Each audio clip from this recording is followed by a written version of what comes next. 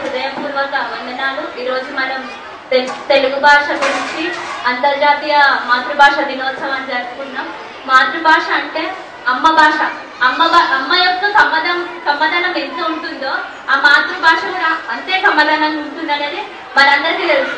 ఈరోజు మనం ఎట్లా అంటే బయట మాట్లాడాలంటే తెలుగు మాట్లాడాలంటే అయ్యో వాళ్ళు ఏమనుకుంటారో వీళ్ళు ఏమనుకుంటారో అని మనలో మనమే అణిచివేసుకుంటున్నాం మన తెలుగు భాష. అట్లా కాకుండా మన తెలుగు భాషను మనం గర్వంగా మాట్లాడాలి. అప్పుడే మన తెలుగు భాష అణిచివేతకు ఎప్పటికీ గురి కాకుండా ఉంటుంది. అలాగే మన కాలోజీ అన్య భాషలు నేర్చి ఆంధ్రకు రాదలిచు సకలించు ఆంధ్రుడా చావెందుకురా అన్నాడు. అలాగే మన తెలుగు యొక్క భాషని మన తెలుగు భాషని అనేక కవులు వేరే వేరే రాష్ట్రాల కవులు కూడా వాళ్ళు సంబోధించారు తెలుగు యొక్క గొప్పతనాన్ని. మనం అలాంటి తెలుగు భాషలో ఉండి ఈరోజు మనం తెలుగు మాట్లాడడానికి సిగ్గుపడము ఇట్లా భయపడడం చేస్తున్నాము. అట్లా కాకుండా అందరూ తెలుగు మాట్లాడడానికి మినిమం గా ప్రయత్నించండి. ఎక్కడైనా తప్పులు వస్తే క్షమించండి.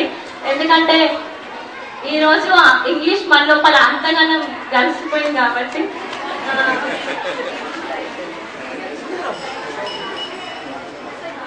ఇంకా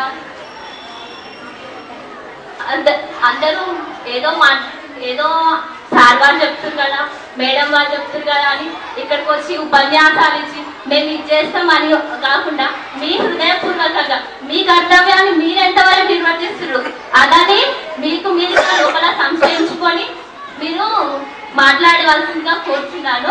అలాగే నా వంతు ప్రయత్నంగా నేను తెలుగుని ఎప్పటికీ మాట్లాడుతూనే ఉంటా.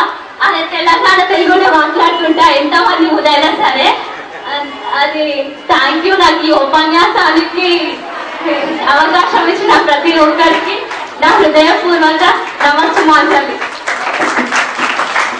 చాలా సంతోషం అమ్మా. కాళోజీ అన్నం తెలుసుకుంది.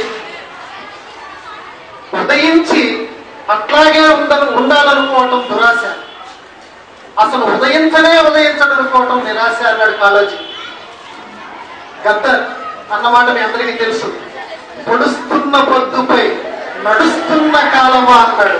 పొద్దు అంటే ఆయన ఉద్దేశం ఏంటంటే, గద్దర్ యొక్క ఉద్దేశం ఆ భావం ఏంటంటే పొద్దు ఎప్పుడూ పొడుస్తుంటుంది, వెలుగు ఎప్పుడూ పొడుస్తుంటుంది, తెలంగాణలో అభ్యుదయం ఎప్పుడూ ప్రకాశిస్తుంటుంది. ఆ సూర్యుడికి అస్తమయం ఉంటుందేమో కానీ ఈ తెలంగాణ, ఈ పోర్ తెలంగాణకి అస్తమయం ఉండదు. అందుకే అది నిరంతరం నడిచేటువంటి కాలం. అందుకే పొడుస్తున్న పొద్దుపై నడుస్తున్న కాలమా అన్నాడు. అలాగా ఇప్పుడు చూడండి, నేను కొట్టబడకుండా మీరు చప్పట్లు కొట్టారు అంటే తెలుగు భాషలో అంత గొప్పతనం ఉంది. తెలుగు భాషలో అర్థం తెలిస్తే ఇంకా మన హృదయం పరవశించిపోతుంది.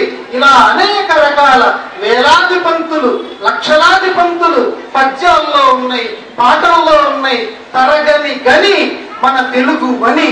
అందువల్ల తెలుగు భాషలో ఈరోజు నేను ఒక్క లైనన్నా నేర్చుకున్నానా, ఒక్క పంక్తన్నా నేర్చుకున్నానా, అందులో భావాన్ని నేను ఆస్వాదించానా అని తపన పడండి. అమృతోపమానమైనటువంటి ఆ కవితా మాధుర్యాన్ని ఆస్వాదించండి అని కోరుతూ ఇక